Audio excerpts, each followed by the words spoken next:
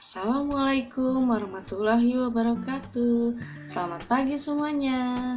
Apa kabar? Semoga kalian dalam keadaan sehat walafiat ya. Amin. Bagaimana? Masih semangat kan PJJ-nya? Harus dong. Harus tetap semangat walaupun kita belajar dari rumah. Ya, kali ini di kelas 12 ya, Ibu akan membahas tentang manajemen karya tari. Tapi sebelum belajar kita berdoa terlebih dahulu. Ya, berdoa menurut agamanya masing-masing dipersilakan.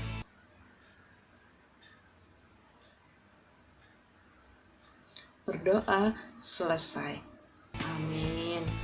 Ya, sebelum kita masuk ke dalam pembahasan, kalian harus tahu dulu tujuannya apa sih kalian untuk mempelajari manajemen karya tari. Ya, kompetensi dasar manajemen karya tari 3.1 adalah merancang manajemen pagelaran tari. 3.2 merancang karya tari. Ya, pagelaran seni tari. Apa itu pagelaran seni tari? Ya, pagelaran seni tari adalah pertunjukan atau penyajian yang bertujuan untuk menampilkan suatu gerak tubuh seorang penari kepada penonton. Ya, makanya disebut dengan pagelaran tari. Ya. Manajemen pagelaran tari. Manajemen apa itu? Manajemen berasal dari bahasa Inggris. Ya, atau yang disebut dengan manajemen.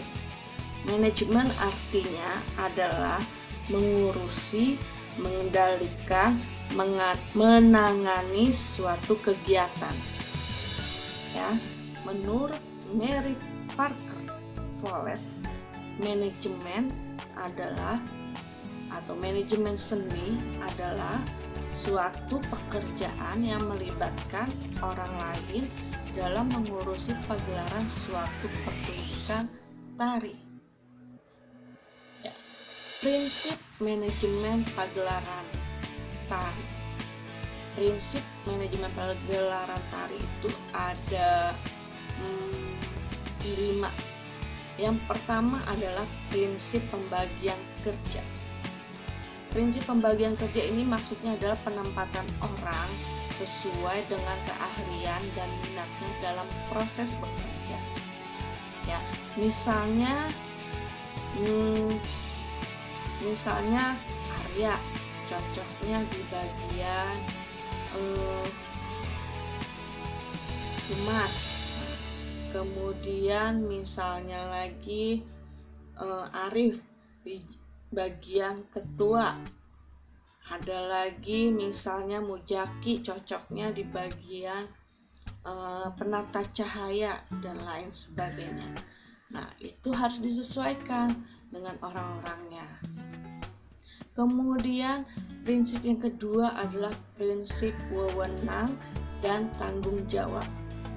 Prinsip wewenang dan tanggung jawab ini adalah setiap orang masing-masing diberikan wewenang dan tanggung jawab untuk melaksanakan tugasnya sesuai dengan bidangnya masing-masing.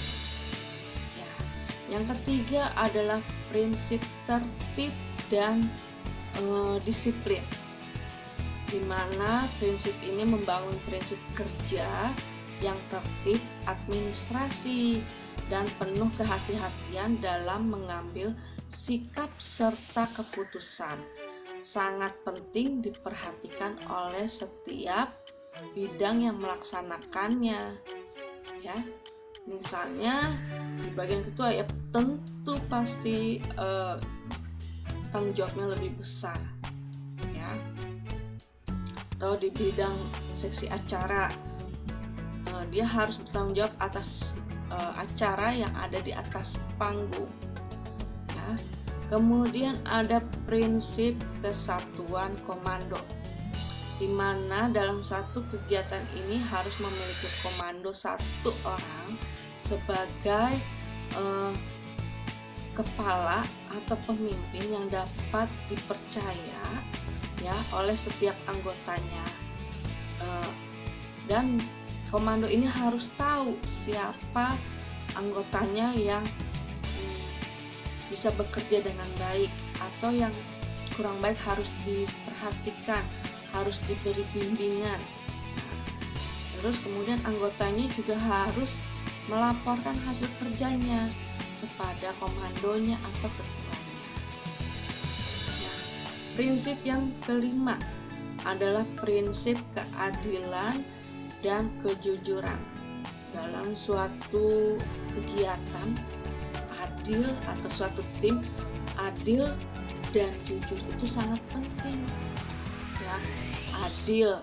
Adil dalam membagi tugas. Seorang pemimpin harus adil kepada semua anggotanya, harus sesuai membagi-bagi tugasnya, memberikan pekerjaannya kepada anggotanya sesuai dengan bidangnya. Kemudian jujur, setiap anggota juga harus jujur kepada bidang-bidang yang lainnya atau anggota-anggota lainnya atau bahkan kepada pemimpinnya.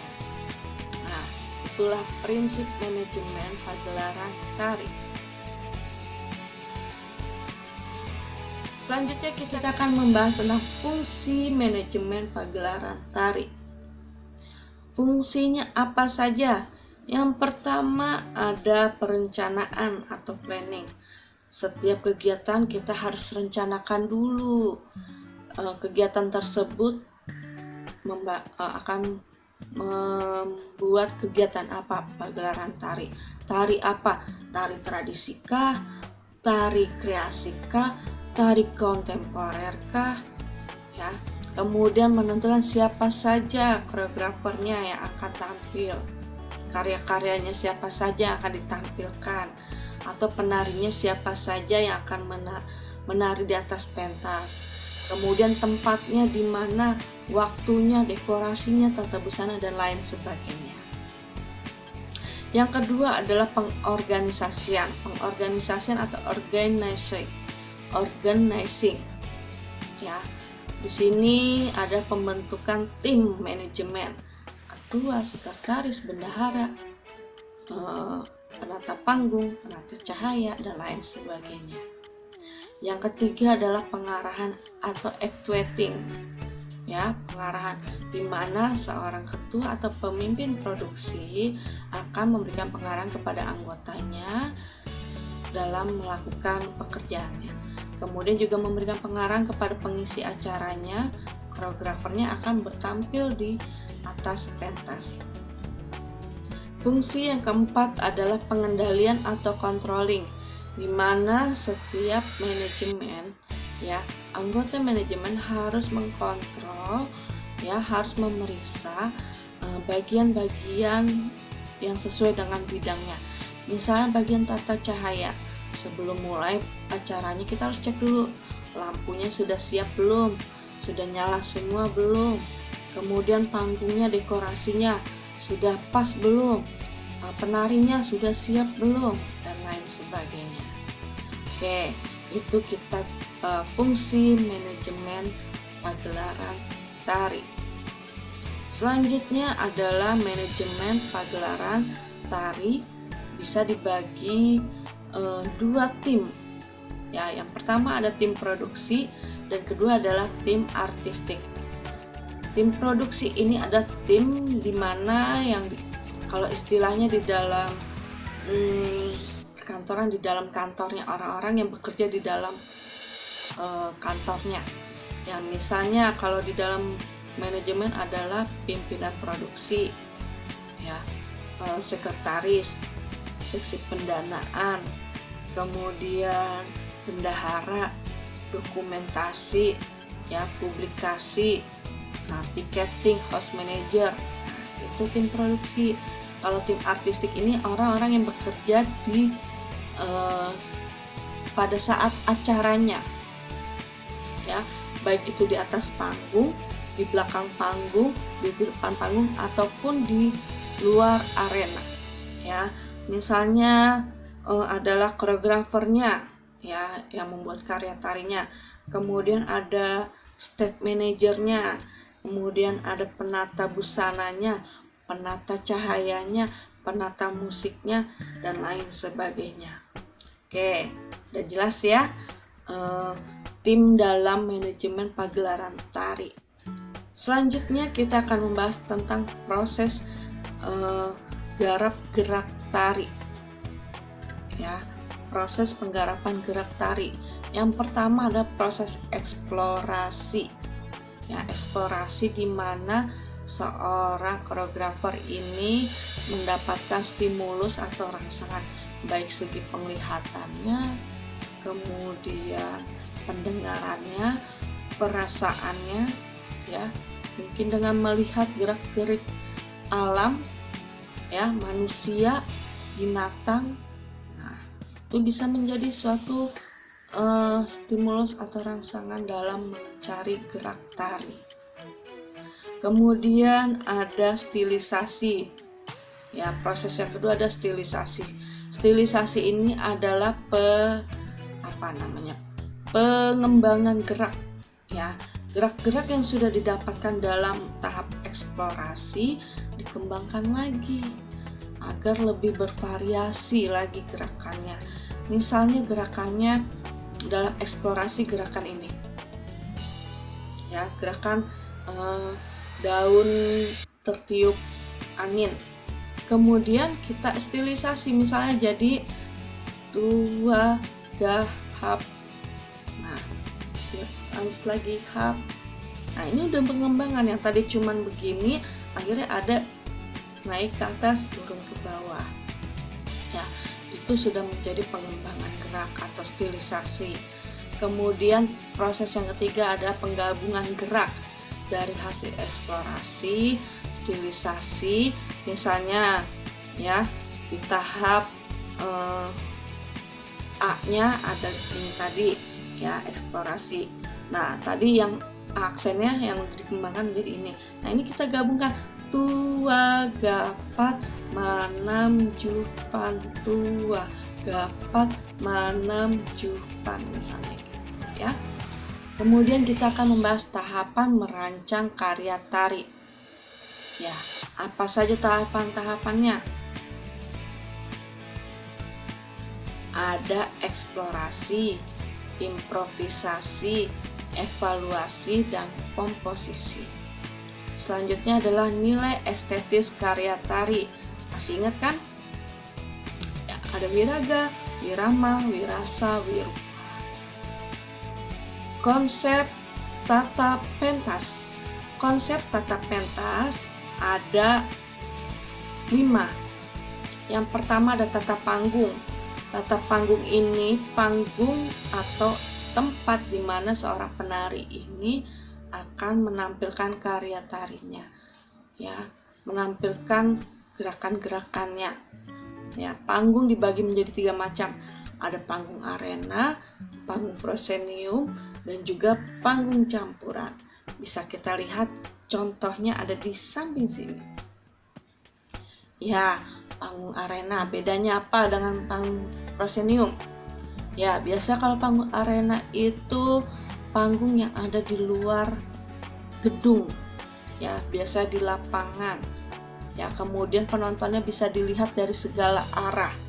Kalau proscenium biasanya panggung yang ada di dalam suatu gedung pertunjukan, dan biasanya penonton harus membeli tiket untuk masuk ke dalam gedung pertunjukan. Kalau campuran ya, percampuran antara arena dengan proscenium. Oke, jelas ya tentang tata panggung. Selanjutnya konsep tata pentas yang kedua adalah tata lampu. Lampu ada lampu tradisi atau tradisional dan juga lampu modern. Contohnya lampu tradisional seperti obor, lampu templok ya, terus api unggun. Nah, itu termasuk lampu tradisional.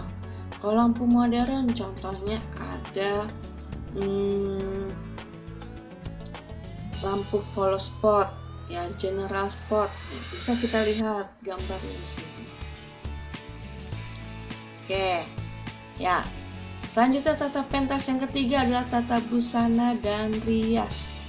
Tata busana dan rias harus disesuaikan dengan tari yang dibawakan oleh penari agar penari yang membawakan tarian dapat bergerak dengan nyaman. Ya, misalnya tariannya banyak yang gerakan melompat. Bagaimana pakaiannya? Ya, kita harus sesuaikan dengan celana, model celana, ya. Oke, pakaian-pakaian yang longgar agar bisa melompat dengan bebas. Nah, kita harus perhatikan riasan wajahnya, riasan kepalanya juga harus sesuai, ya. Jangan sampai banyak aksesoris di kepala sedangkan tariannya banyak main kepala misalnya, atau ada gerakan roll ke depan. Nah, nggak mungkin kan dengan riasan kepala yang banyak. Nah, itu harus disesuaikan. Kemudian tatapan yang keempat adalah tata dekorasi, di mana dekorasi panggung ini harus disesuaikan dengan tema tari yang akan dibawakan. Ya, jadi dekorasi ini juga dapat berfungsi sebagai penghias ruangan agar lebih terlihat indah panggungnya. Ya, kemudian tata pentas yang terakhir adalah properti dan aksesoris. Ya, properti adalah alat yang digunakan oleh penari untuk memperagakan gerak. Contohnya ada kipas, ada sampur atau selendang, ada pedang, ada topeng, ya, dan masih banyak lagi. Aksesoris pastinya yang dipakai oleh penari seperti kalung, gelang, anting, ya, ikat pinggang. Nah, itu aksesoris yang digunakan oleh penari. Nah, bagaimana tentang manajemen dan pegelaran karya tari ini? Sudah jelas belum? Semoga kalian semua sudah jelas ya. Kalau ada yang belum jelas, silahkan tanya langsung ke ibu ya. Boleh di WA, silahkan japri ke ibu ya. Dan jangan lupa dicatat ya hasil pembahasan kita kali ini, agar kalian bisa pelajari di rumah ya. Oke, cukup sekian dari ibu. Semoga ilmu yang ibu berikan dapat bermanfaat bagi kalian semua ya. Selamat pagi dan wassalamualaikum warahmatullahi wabarakatuh.